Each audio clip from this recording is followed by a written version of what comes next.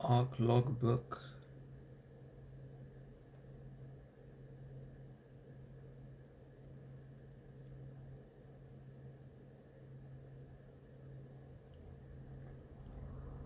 Can you guys hear me? Can someone just send a comment to say they can hear me?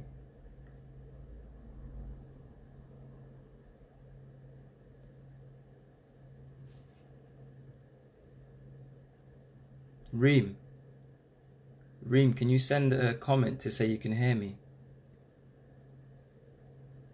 Oh, thank you, Ignab. Thank you, guys. This is weird. I feel like I'm talking to myself, but there's people who can hear me.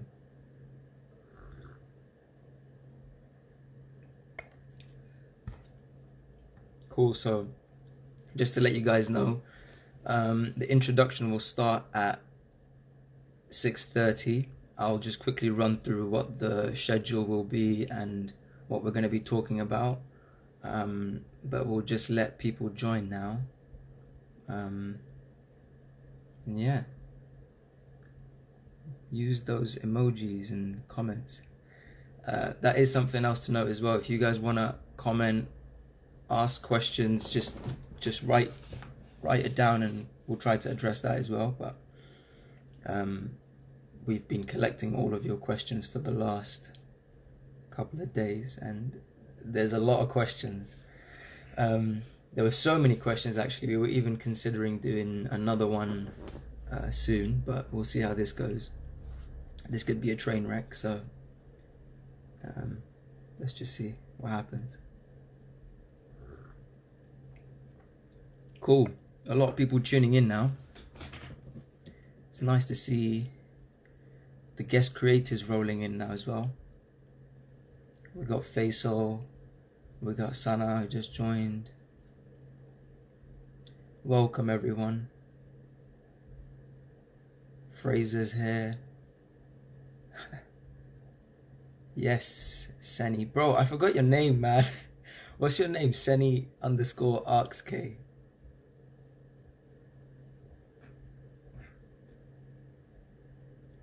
What's up, Arc Logbook, Piccola, Victoria. Welcome to all the new followers. Faisal. Cool, so in 2 minutes I'll start the intro. But for now, we're just gonna wait 2 minutes, yeah?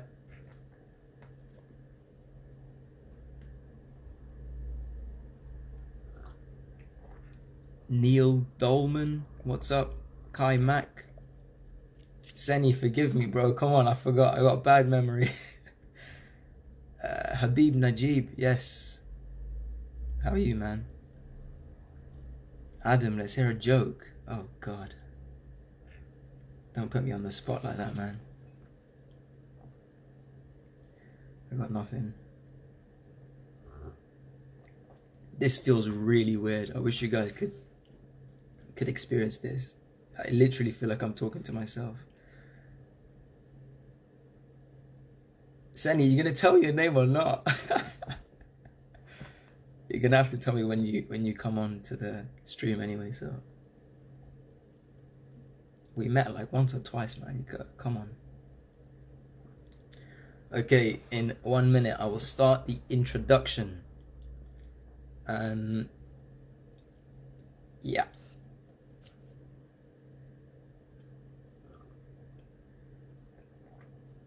Yeah, guys, if you haven't got yourself tea or coffee, go and get it. You should have got it before this. And 100% get yourself a notepad because this is going to be quite fast-paced because we have so many creatives. So it's going to be really useful for you to take notes, especially if you're sort of part 1 students. There's a lot to learn. Okay, welcome everyone to the first live Q&A. This was weird. This started from an idea that I had with Sana, who runs the 2Scale page. She basically, I did the day in the life video. Some of you might have seen the day in the life thing, where I was basically making a video diary showing people kind of my design process and, you know, giving some insights into the way I work. But what we ended up finding out was there were a lot of people who had a lot of questions, and they had a lot of things they wanted to investigate, and you know, a lot of people found it useful, which was really, really good. That was the whole reason we wanted to do it. So kind of on the back end of that, we decided, well, I kind of had this idea that instead of me going one by one and answering those questions, let's just make a live event out of it, and let's just make this live Q&A, because then we can get more questions. And it just so turned out that as we got more questions, it's obvious that I'm not really going to be able to answer all of them. And, you know, there are a lot of people who are way more qualified and, you know, talented than me, who can, I think, bring really good insights. And so I just very quickly tried to sort of reach out to some of the people I knew who are active on Instagram in terms of architecture and design, and just really proactive. And so I reached out to them, and it's become this really cool thing. You know, this was really random and kind of accidental, but we've got loads of people now who are going to be offering loads of insight on the questions that you guys have asked. So this was a really happy accident, and maybe this becomes a little thing. But yeah, huge thank you to everyone, to all of you who have participated, who've sent in questions. Dude, some of these questions are amazing. Like, you know, I wish I had this when I was in part one or sort of foundation, to have the insight and have the kind of resource of, you know, to get from people more senior to me, to you know, ask them just really direct questions, because it's almost scary how many questions people have. And, you know, how much people say, you know, we don't learn these things in uni, so where are we supposed to learn them? So hopefully this is useful. We're at 50 people. Wow, that's really good. I didn't expect that many. Anyway, that's a bit of the background of the idea. I mentioned quite loosely my relationship with the people I've got on today. Some of these people are close friends. Some of these people I've met once or twice. Some of these people I haven't even met. But most of these people, if not all of them, are people I've had a kind of Instagram relationship with. I've been following their profiles. I've been kind of, you know, seeing their work for a long time. And so I've been inspired by them. So even when they tune in and, you know, they join the live discussion, it's going to be really strange for me to talk with them, because, you know, I haven't even spoken to these people in person. And it's been maybe 4 or 5 years that I've known them. But yeah, each one of these people is going to have a really interesting insight. You know, I'll be sharing my insights as well. And I think it should be really good. So just to give you a quick idea of the structure, this intro won't go on for long. I thought it'd go till 6:40, but it probably won't go on that long. And what we're going to do is go through quite quickly the questions that you guys have sent, and we have loads of questions, and we're gonna get each of the creatives, I'm calling these guests the Instagram creatives, okay, each of these creatives is gonna answer 1 or 2 questions. You know, it might be 3, it might be 4, it might just be 1, we don't know yet. This is the first time we've ever done this,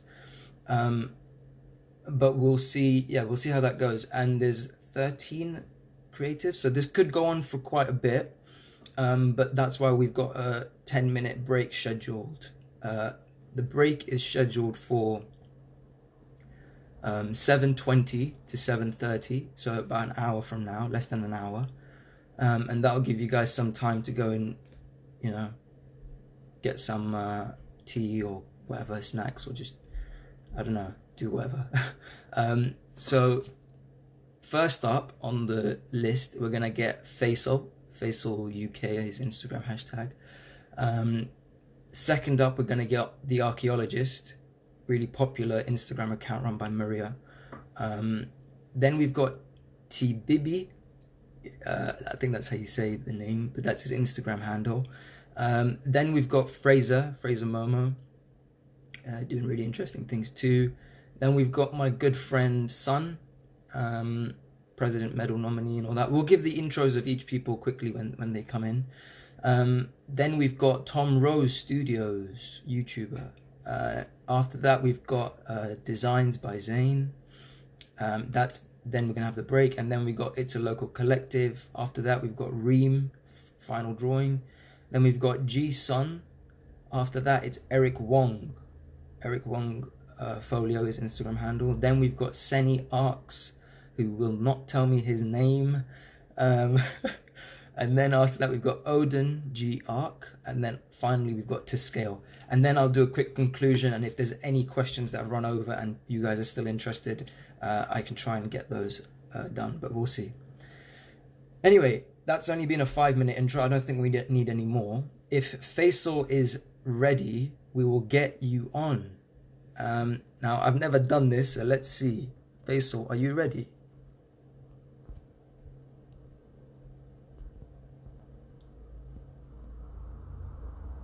Waiting for Faisal. Laura Walton, lineup goals. Laura's a good friend.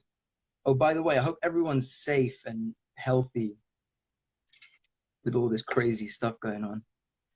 Looks like we're getting Faisal on the stream now. He's in Dubai, I think, so I wonder what the connection's going to be like.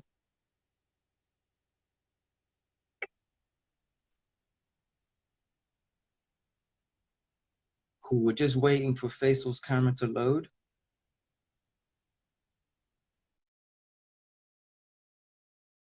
Works.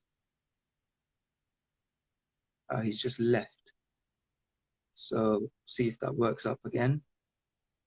G Son says, nice cup. Thank you, bro.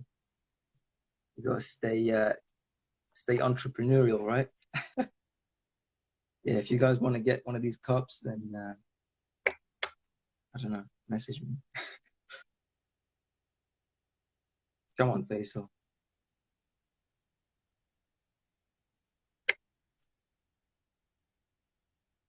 Just to let you guys know, if things are taking long, we can shuffle around the order just to make it easy for everyone. But technically,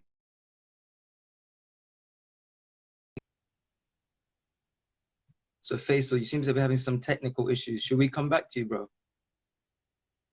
We can try fit you in later.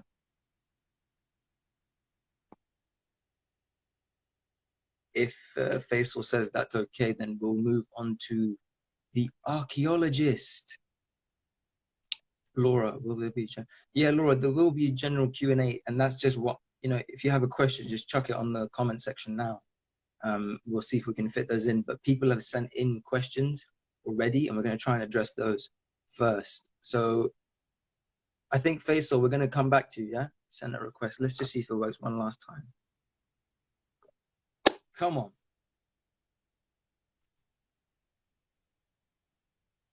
Fingers crossed.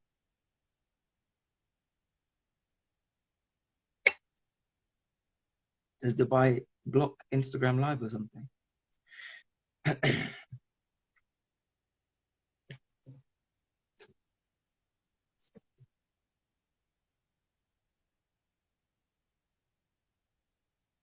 Cami Ross, hello.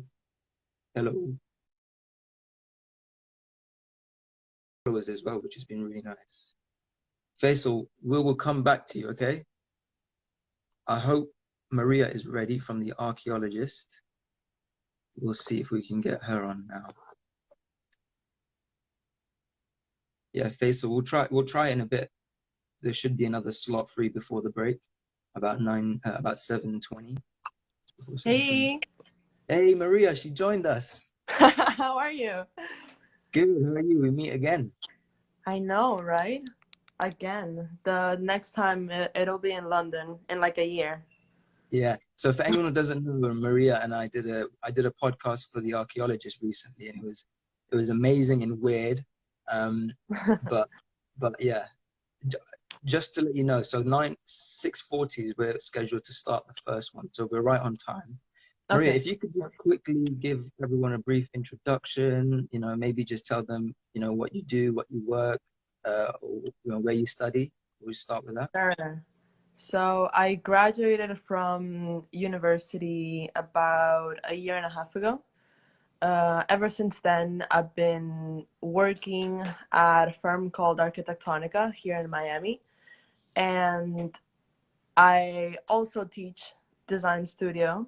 at the local university in Miami as well. And I don't know, it's been a nice couple of months. I mean, now it's really difficult, working from home, but it's good. And you also run one of the most popular architecture Instagram pages in the Yeah, of world. course. I thought that was kind of out there. I also do that. That's Yeah, right. so maybe when Maria gets on my podcast, we'll go through how you actually started that page. But Yes, um, let's get straight into the questions because we want to get your insight more than anything. sure. Did you pick any questions from the list? I believe I picked, it was either 16 Yeah. and 14. We can start with 16 if you want. That one was pretty interesting. Okay, so I'll read the question out. This question is by Diana. I don't know if you Okay. wanted me to say your name, but if you're watching, welcome and thanks. Diana's question was, I never felt comfortable sharing my work with peers before it's polished. Why is that? So I've actually thought about this before, and that's why I kind of wanted to touch up on that question.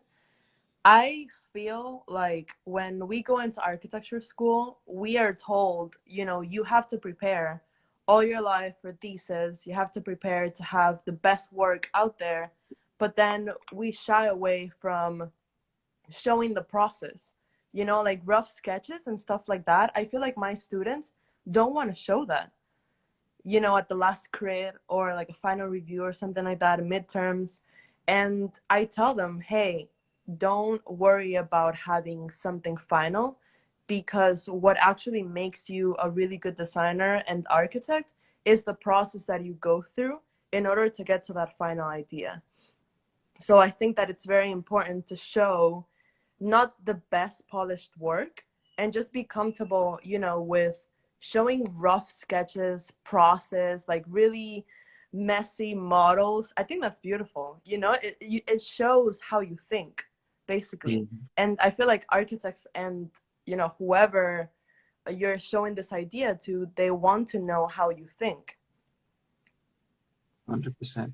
If I Yeah. ask you, where do you think that kind of insecurity comes from that we all have? And I definitely have it. This was such a good question, by the way, by Diana, that, Yeah. you're in the middle of doing your drawings or your kind of conceptual work, and suddenly you have a crit or you have a review, and you have this hesitation, like, I don't want to show you my work because it's not ready. And then because the fear is, might I add, is when you're sitting there with your tutor or your peers and they see something completely unfinished, they're going to criticize it. They don't know the full picture. So how do Yeah. we work around that? What do you think? So I think that we architects and designers, we feel insecure because when we go to school, I mean, professors, and I'm not saying all professors, but some professors, they kind of crush you and tell you, oh, this isn't good enough. This is not good enough. It has to be better and better. So every review that you have, you're kind of wanting to be better than you were the last crit. So you're basically like never good. In your own mind, you're never good. I feel So like that's an insecurity that a lot of designers and architects have, but it's just like how school is for us. You know what I mean? Like it's yeah, just very harsh. Critiquing is very harsh. yeah, 100%. I think you've touched on something quite interesting, that there seems to be a bit of a problem with some studios, that they're way too harsh and way too critical. Maybe there needs to be more kind of nurturing groups within Yeah. the uni that kind of offer their own crits or whatnot. And there's been a lot of that recently, where small groups have got together and given the kind of intercrit kind of thing going on. So maybe maybe to give Diana an answer, why, I hope that gives her an answer. Why do we feel that? It's Hmm. because maybe things are a bit too harsh, and you might want to find, a way to to share things with your peers. What do you think? Yeah, that's right. I think that maybe, when you have that community, even, the community that you have and that I have, for just to share, not fine. And I know the archaeologist usually shares final pictures and final drawings. I think it's Mm, really nice to sometimes share and know that there's a team of people that know, right, how they got there. right. So work in progress, but we shouldn't be shy Yes. of showing work in progress, Yeah. right? Yeah, and have a team, to also help you out, not feel so insecure about that. And definitely professors and mentors need to be more nurturing, like how you're saying. Yeah. I definitely agree that, having like a close group of friends that you regularly show your work to, who Yeah. actually listen to your ideas I think that's a really cool thing. And, Hmm. we're all like a little community right now, sharing your work in progress. I think we're the type of audience who will actually listen. So maybe that's cool. Let's quickly do one more question. Which one was it? What was number 14? That was 16, right? Yeah, 14 is, how do you stay coherent in a portfolio when there is so much to show in so many ways? I think that this is a great, continuation of the question that we had before from Diana. This question is interesting because the portfolio does not have to be the best work that you have. To me, the portfolio, yes, it is the best work, but then it's also adding the process that it took you to have that best work, right? So in general, what I tell a lot of my students that ask me for advice about portfolio, I tell them start with a narrative. Architects and designers are the best storytellers ever. And how you take that idea from conception all the way to just having a really amazing model and final project, I want to see that in your portfolio. I don't want to see the best rendering that you ever did. I want to see how that best rendering became the best rendering because of all the process that it took you to get there. So definitely having a narrative, I think it's the most important thing to have in your portfolio. 100%. Maria, thank you. And sorry it was such a short one, but to No, get the thank one you. interview, awesome. I hope that some people, they got help with the Yeah, questions that I had. Thank you amazing. so Yeah, much. hopefully we'll the next time we do it, we're going to try and get it so that people can stay on longer. But these kind of short punch and kind of, quick snippets, I think people like that. So thanks again. And Awesome. Thank you so much. Bye, Faisal. I mean, Hamza. Oh my God, I'm so sorry. Faisal was the one that was supposed to be before me. Where is he? we'll find him. Faisal, are you ready? Right, may I see you? Bye, Hamza.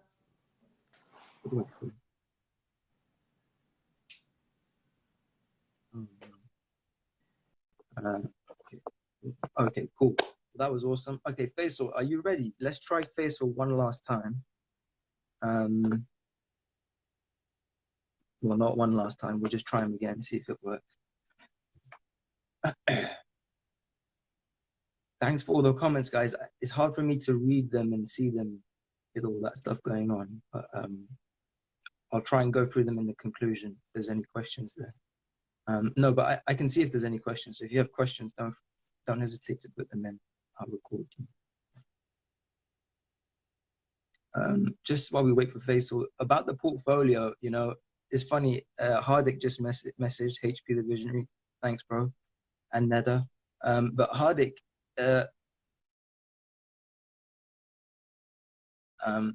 they were doing this thing where you start your portfolio almost as soon as you start your course. Like as soon as they started their project, they already started formatting their portfolio. So for the people asking about portfolio, 100% start your portfolio very early, and you'll be refining it in a really cool way throughout the whole time. So that helps. Faisal's still having issues. Faisal will come back to you again later. Keep trying to see if that works. We're gonna go to Ty Bibi. I don't know if I'm saying your name right. Forgive me, mate. But he's in a different time zone as well. So let's just see if this works. We're just waiting for two. By the way, hey, Hey, how are you? I'm good, bro. How do I say your name? Ty BB. Ty Bibi, not There's a Tibi. very long history behind it that I'm more than happy to discuss on a different occasion. But thank you for having me on. Oh, mate, thanks for coming. I was just gonna say that to the viewers that Ty, your drawings are incredible. Thank If you. you guys haven't seen Ty's drawings, go and visit his profile before or after this.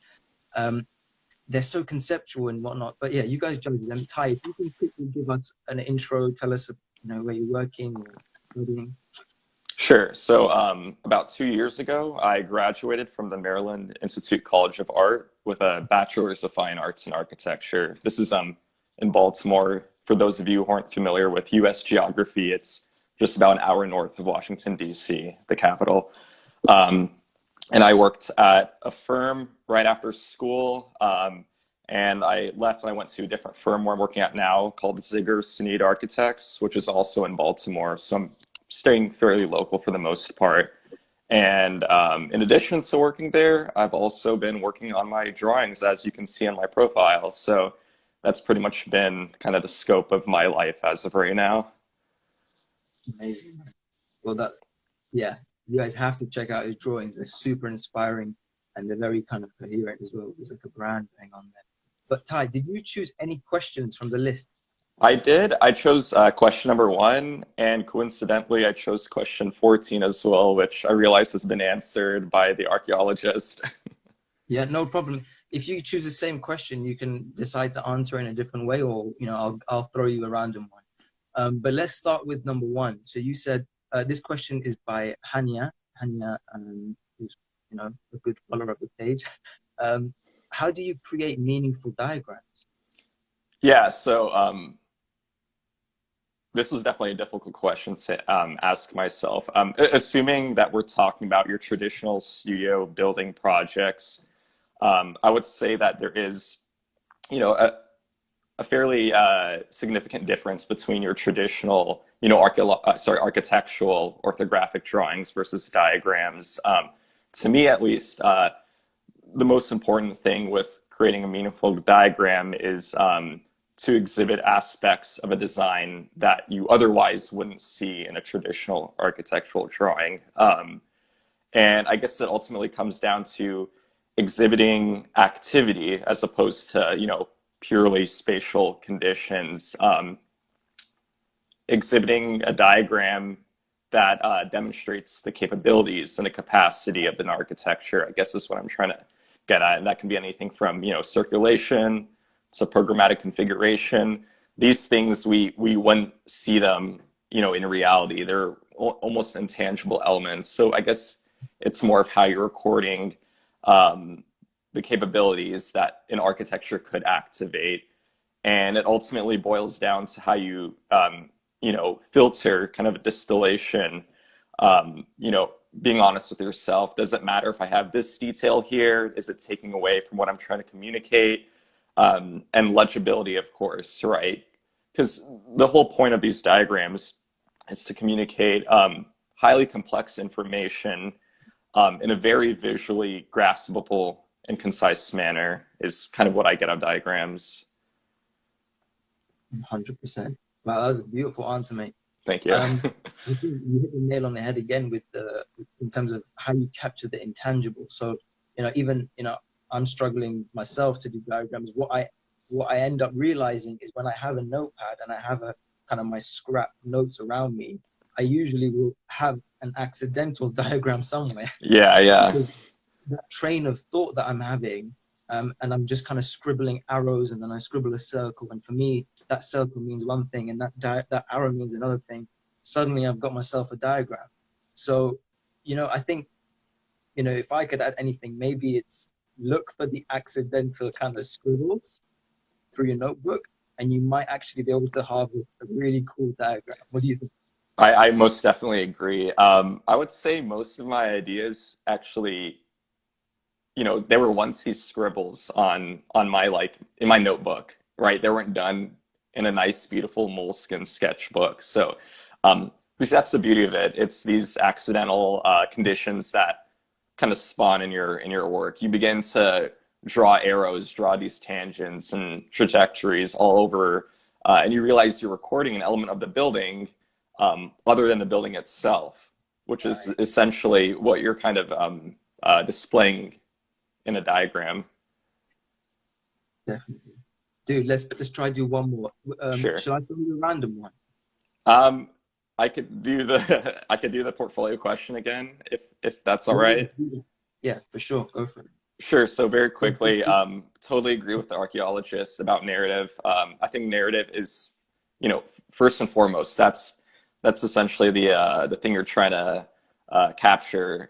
It's essentially the essence of your work. It provides a framework, and through that narrative, it provides a sense of guidance as of which elements from a project are worth showing versus which ones should I exclude from the portfolio? Because the question pretty much states the issue perfectly. There's so much content to display. What do you choose? So it ultimately comes down to being selective, only using content that really enforces the narrative that you've established. Um, and you also have to, I think an important point is you have to assume that whoever is reading your portfolio, you have to assume that they don't have any knowledge of your work prior to reading your portfolio.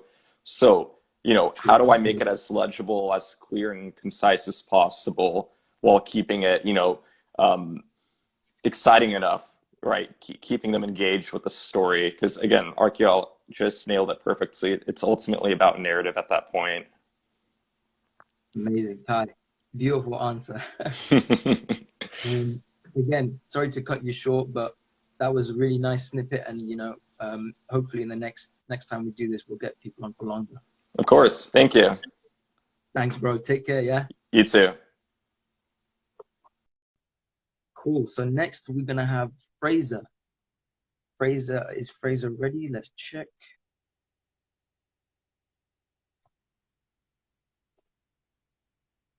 Just waiting for Fraser to join. So a lot of you might know Fraser because he's got quite a bit of a popular profile. And he's here. What's up, Hey, Fraser? how we doing? Good. So quick background with me and Fraser. We were meant to meet up for a coffee, like 20 years ago? Yeah, it feels like it now, doesn't it? It's time's getting on. And it's not going to happen anytime soon, but first time I'm speaking to you. Hello. Hey, we got there in the end, right? We got there in the end. Yeah.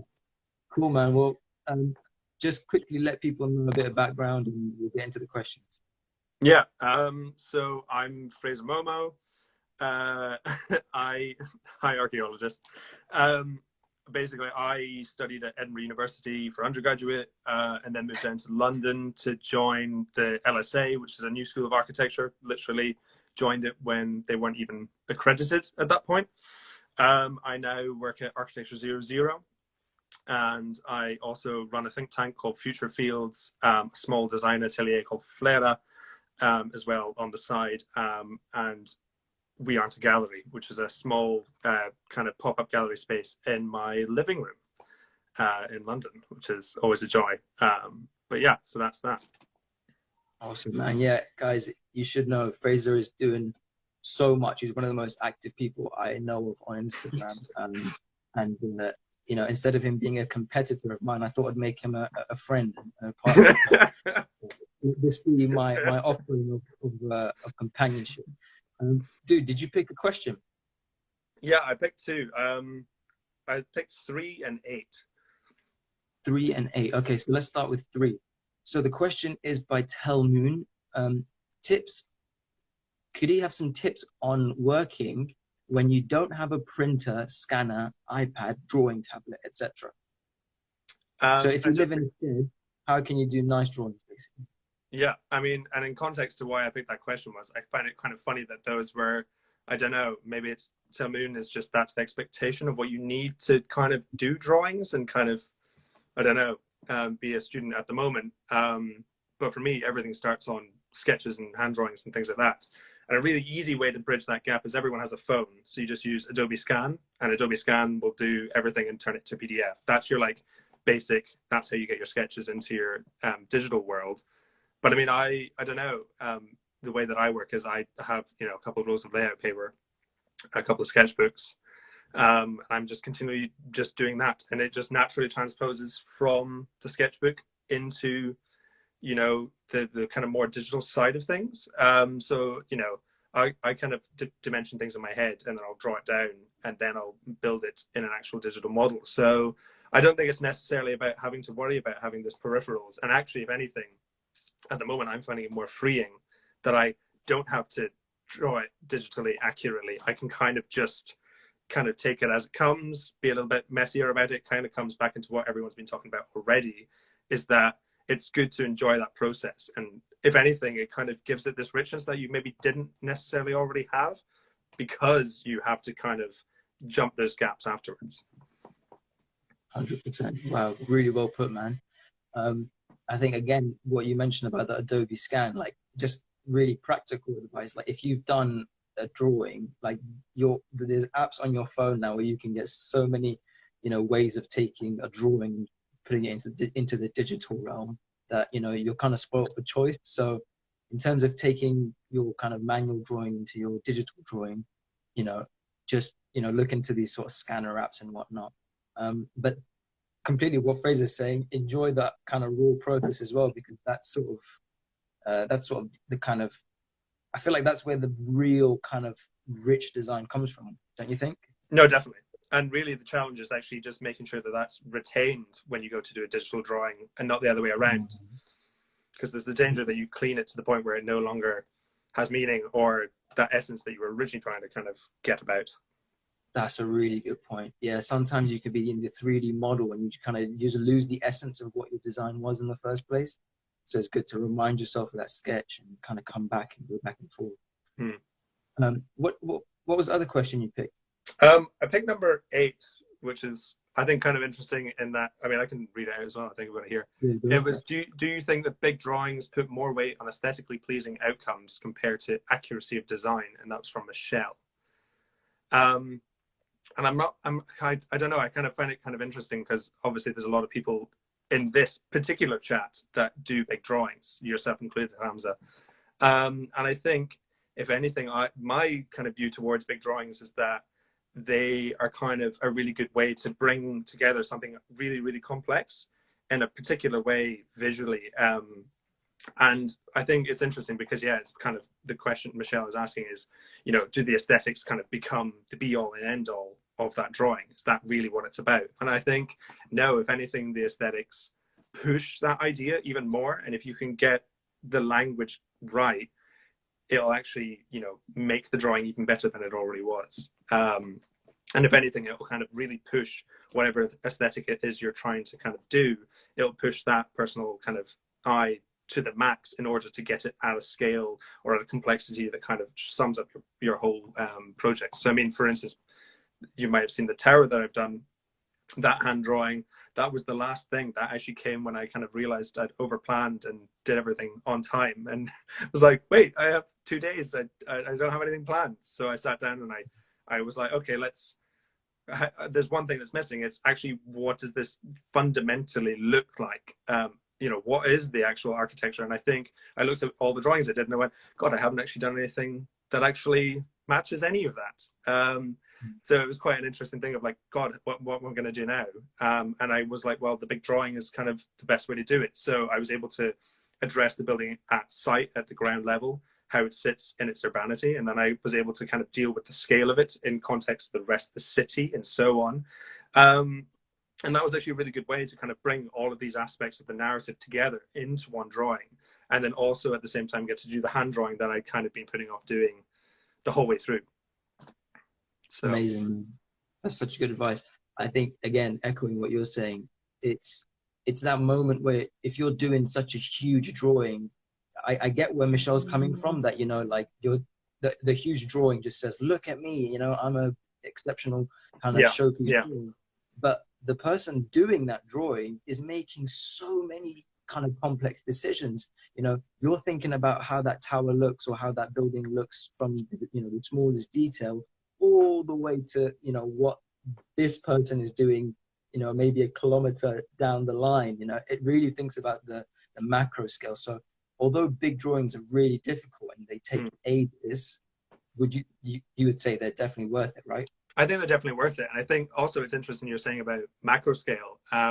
I mean, a kind of criticism of our degree show at LSA, which we designed, was that there was a lot of big drawings. But the interesting thing about it was none of them were at the same scale.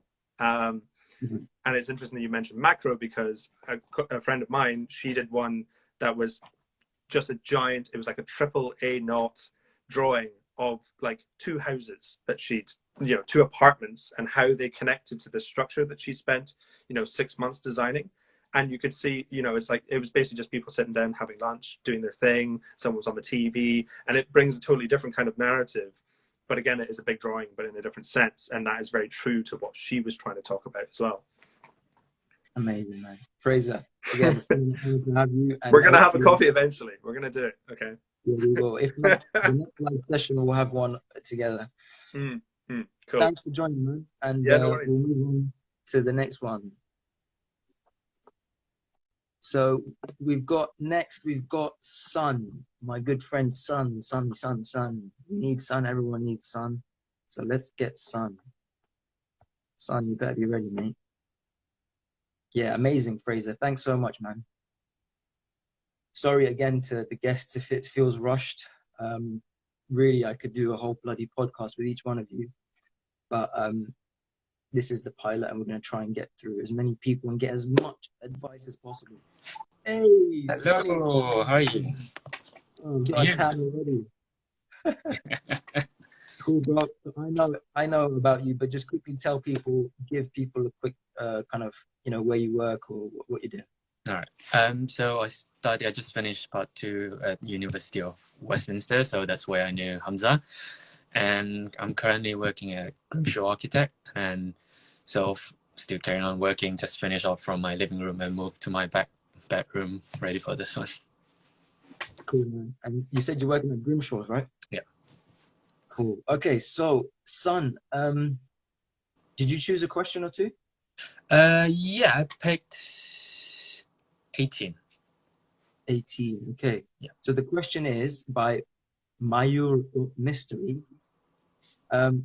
Where is the balance between digital and analog sketch? Good question.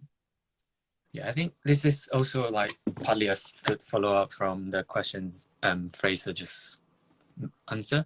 So it's like, because currently when I went to uni, and then I just have a feeling like there are 2 main type happening during tutorial. So there's students that coming in with their sketchbook, and there's students coming in with their laptop. And then, so I always struggle to get straight into like a digital space. And then kind of like staying at Rhino or SketchUp, it just don't know what to do next. So I think always there's a mix between of both. So it also applies to working in an office as well. So you start with a sketch, and then you translate that into a really raw digital sketch, if you call it that way, or like a 3D. So it just sort of help you to give you additional flexibility to understanding in a multi-dimensional way. And then that's going to help you to move back on into sketch if that's how you prefer. And then it's sort of always this back and forth motion that sort of build up the layers. 100%. So for people who don't know, like Sun did one incredible drawing that, you know, managed to get, you know, loads of prizes. You know, if you can kind of relate it to that drawing you did, what was the process for that award-winning drawing going from the, you know, it being an analog sketch and then becoming a digital one as well? Because the thing is, you displayed it as a kind of physical analog sketch, right? Or was it a digital one? Which one are you referring to? Is it the long one? The long oh, right. Yeah, so it started off as the idea to, like, back to the main topic of narrative. So I want a drawing that can sort of, I could use to tell the whole story across. And then I got inspired from the old Chinese Qingming Sanghe Tu drawing. And then that's sort of a drawing that tells you a lot of activities that are going on. And if you just read through, and then you just find lots of details. So I started off with like a tiny sketch, not bigger than the phone, and then just thinking what sort of story I want to tell, and then sort of whether we go from left to right, and then from that little sketch I print up, in order, because that drawing was like 2.4 meter, and then it just instead of printing it a sketch that would cost a lot of money, I just printed like A3, patch it up, and then there's just with simple Rhino massing with no details on, and then from that sort of draw into detail, like draw into people, like the facade, and then after that I get a better idea of what I'm presenting. I move back into 3D modeling software, and then get all the details I want and the level of details back into it, and then sort of like, and then back printed it out again, sketch on top. This and is you mentioned about tracing as well in your previous quick interview with to scale, I think. Measure bar tracing over and over. I think that's a really good process, and it's been really helpful for on my side, I think. 100%. I think you hit the nail on the head there again. Is you're constantly going back and forth. I think some people think they're going to do the analog sketch and they're going to spend ages making it as perfect as they think they can, and then suddenly they're going to do this just digital one. But you're constantly going back and forth, right? Yeah, and then the process is actually quite enjoyable because you always is that like aha moment. So you're going to notice something new when you do this transition, because from 2D and then to 3D, you can always sketch 3D, but it's different to look at it in a 3D virtual space. And then even better if you use a quick paper model, and then which is just quick and light, can just help even more. Take a photo, sketch on top of it, which I've seen a lot of students have been doing, which is just a nice process. Yeah. Cool. You have one more question? I think it was kind of related to this one. It might be number 10. It's like, yeah. Okay, 10 by Diana. Where is the thin line between the real and the abstract in a drawing? It's kind of related.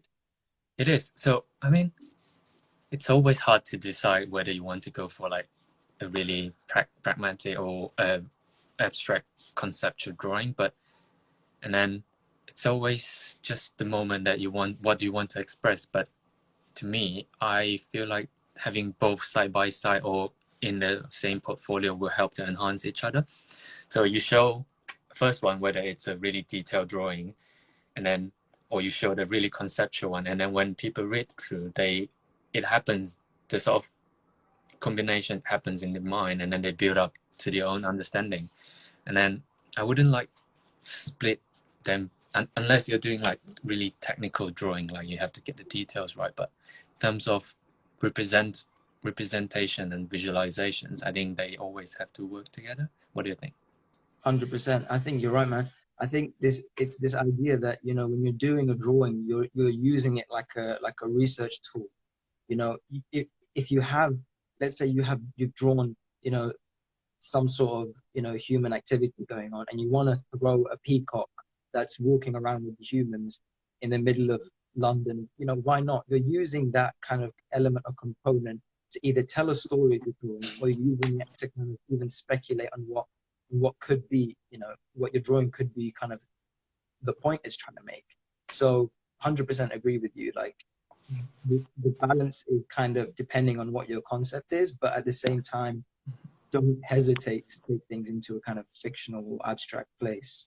Yeah, I think don't restrain, don't feel afraid of anything. Try it, and then this is, especially as a student, that's the perfect place to try out different stuff. And then, 100%. Thank you, Master Sen. right. And son, someone asked, where can they find that drawing, the red award-winning one? The one I haven't actually got post. I think it's on Instagram at some point, but I haven't actually got a website much. I'm not really active online. But you guys can even type into Google Sun. Yeah. What can you type? Sun Yi. I'll find a link and then I'll see if I can find it. Yeah. Okay. Everyone go follow Sun's profile. Right. Message him. Thank you, Sun. Thank you for having me. Don't set on. Stay with us all the time. Okay. So next we're gonna get Tom Rose Studios, YouTuber. So this should be interesting. Tom, we're a little bit, yeah, just waiting for Tom. So Tom has got a YouTube channel where he does, you know, tutorials and all sorts of really interesting things. Goes through drawing as well. Tom, hello. Yeah, first time we're meeting and talking as well. So I know it's going to be interesting. Thank you for having me on. Appreciate it. No, thanks for joining, man. So quickly, just give people a quick intro into sort of what you do and what's happening. Yeah, so I'm a final year student in Birmingham, my part 1, and I'm also a YouTuber. So I film pretty much most of my life, giving advice and experiences, and also try and show some work along the way, just to give people an insight into architecture, student life. And I think it's really important to showcase the lifestyle side of things of architecture students, because I think a lot of the time on Instagram, people are showing all the amazing drawings, but they don't necessarily show the work that goes into that all the experience that they've gone through to get to that point. So that's kind of what I do with my YouTube channel. Amazing. And you've almost hit 10K? Yeah, we're literally 100 off now. It's crazy. I'm getting so close. If everyone from here goes and subscribes to your YouTube channel, you might hit 10K tonight. Yeah, thanks very much. Yeah, get subscribing, people. Tom, did you choose a question or two? Yeah, so I chose number 6 and number 29. So I chose them because they're linked quite well. Cool. So Hanamo asks on 6, how do you stop your work from taking over your life and deteriorating your mental health? So I think, firstly, it's really, really important to plan ahead and schedule, especially with architecture. It's such a high maintenance course and it can be very demanding. And it can take over your life quite literally. All architect students out there can understand that it can take over your life. But I think what I do initially is schedule out. So as soon as I get a brief, I'll schedule out the drawings that I need to do. Say you've got a 2 to 3 month time limit, I will plan ahead and plan out those months. And then along the way, I'll give myself small goals. So I'll give myself weekly goals, monthly goals, maybe even daily goals. So in the morning, write a to-do list and that kind of thing. And then that way you can slowly kind of build up the workload. And that way you can kind of keep on top of the work and not falling back. And then obviously that will link to your mental health and keeping fit and healthy if you've got hobbies that you want to do. So if you carry on planning ahead and everything, you can make sure that you're seeing your family, you've got to carry on having relationships. And I think it's really important to have a balanced and planned lifestyle with architecture, because it's very much can get to the point where you're just working, and you don't necessarily give yourself the time to see your family, your friends, and actually do things you enjoy, because it can very much take over your life. So I think that's really important. So I think you definitely agree. You know, one of the things, I think people ask this question, and we've got a lot of these questions come in where they say, you know, how do you get better at organizing, or how do you get better at, you know, managing your time? And it's almost as if like, you know, there's no secret to it. You just do it. Yeah, I know. It's difficult one to explain. Yeah. It's tough. Yeah. But for someone like you know, you're doing YouTube, you know, that, you know, the type of YouTube stuff, because I do YouTube, I do the podcast, but the type of stuff you do is daily, almost daily, right? Or it's very regular.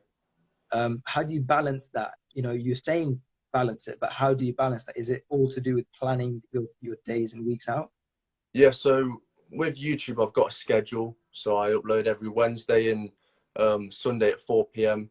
So I know I've got to work towards that, as well as keeping on top of the university work. So if I've got a video coming up, I'll make sure that I plan ahead within that week and plan out what I'm filming, what I can and can't film. So say if I want to do a day in the life, I'll make sure that I'm planning that early on in the week to film that video. Then that gives me some time and breathing space to edit that and put some effort into that. And then that gives also me more time to do university work. So I never try and do a video last minute, because otherwise it just doesn't work. I try and plan ahead and keep it kind of a few days ahead to keep on top of it. And that way, because I've been doing it for almost 3 years now, a video doesn't take me too long to edit, and I can film quite quickly, because usually if I'm doing university work, I'll just pick up the camera and just film what I'm doing. And that way it won't actually take too much time up, because I'm basically just doing what I'm doing, but just filming an extra minute or so. And that way you can build up the footage throughout the week. And then I'll sit down in an evening. It'll take probably about 3-4 hours to edit a video, export it, upload it, and then that's that done for that upload schedule. So I think it's just really important to just kind of keep on top of it and try not to fall off track, try not to procrastinate too much, because I know that's another question. Discipline. Yeah, so yeah, it's just all about keeping on top and keeping the momentum, really, and try not to fall off track and having too many rest days and that kind of thing. I think it's just important to keep chipping away at it. So discipline, but also remember to live in the fun. So you know, don't get lost in each. But one thing I think you definitely made me think of is, you know, if you're doing something like, you know, if you're planning and organizing, you know, forcing yourself to be more organized, you know, you will get better at those tasks as well. So you might be crap at organizing right now. The way you plan might be crap, but you'll improve, right? Mm-hmm.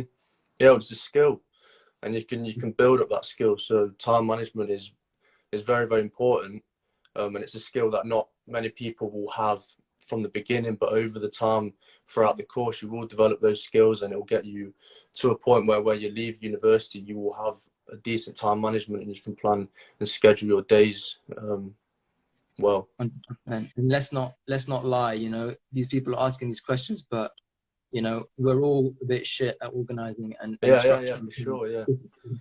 So I think that's the important thing about me doing YouTube as well, because I get to show that side of things, that not everyone is really organized, and yes, I do procrastinate, and I show that in my videos to make sure it's relatable and that kind of thing. So I think that is important for people to relate as well. Awesome. Tom, is there another one you want to quickly address, or? Well, it was question 29, but it kind of links. You can ask it, and we'll just see if we can cover anything else. Yeah, let's do this one quickly. So, how do you deal with university stress and anxiety, as some studios can be incredibly demanding, physically, mentally? That was by Sana.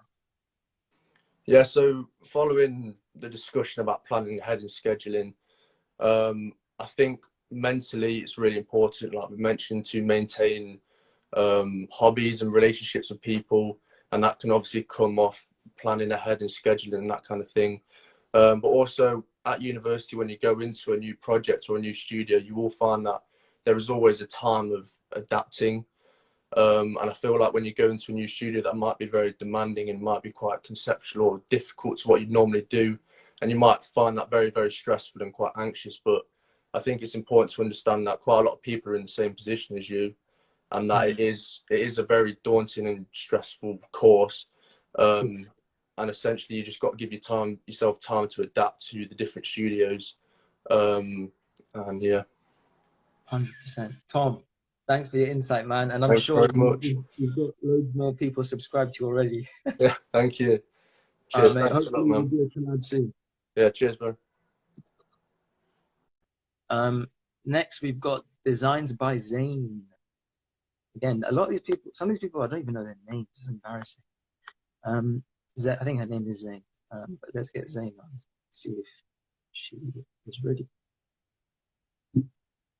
And just to let you guys know, we'll have a 10-minute break after this, just so we can refill our cups of teas and water. We are running a little bit over, but that's fine. We're doing pretty good on time. But we're just waiting for Zane to join now. Zane, again, she's also a President Medal nominee for her thesis, I think. Hey, Zane, how Hi, are you? everyone. And it's nice to meet you, Hamza, for the first time. How are you doing? Yeah, good. Yeah, first time we're meeting. Again, we've been talking a bit on Instagram, but first time we're actually seeing each other. Sorry, can you rephrase that? I think I think it got cut. I didn't hear like the last part of your sentence. I'm just saying it's great to have you. Oh, thank you. Yeah, all heard. So just you to can give just do a quick intro, yeah? Yes, that's what I'm going to. So I'm a postgraduate part 2 student at the Royal College of Art. I did my undergraduate at the University of Edinburgh, and immediately I commenced my postgraduate degree. So I'm currently in London working from home, as we all know. So I'm just here to address, some of the questions that are presented. So I chose question 6 and question 21. Awesome. So the question 6, which is what we did that, but it'd be good to get your insight on how do you stop your work from taking over your life and deteriorating your mental health? Absolutely. So I think that as students and as human beings, we have to keep in mind that if our physical and mental health are put in jeopardy, that the work immediately suffers. And, being a case in point myself and having suffered the denial of having a deteriorated physical and mental health, the biggest mistake I've made is that, sorry, just a sec. The biggest mistake that I've made is, I don't know why I'm blanking out. Let me continue my sentence. So the biggest mistake is that I pushed myself too hard, having had all these factors against me. And no matter how much I've denied it, the work as a result suffered because I didn't acknowledge that without a very fit physical and mental health, you cannot think, you are shut down, and you do not have the creative ability to navigate all of the coursework. So I think that because we are experiencing a dire time at the moment, and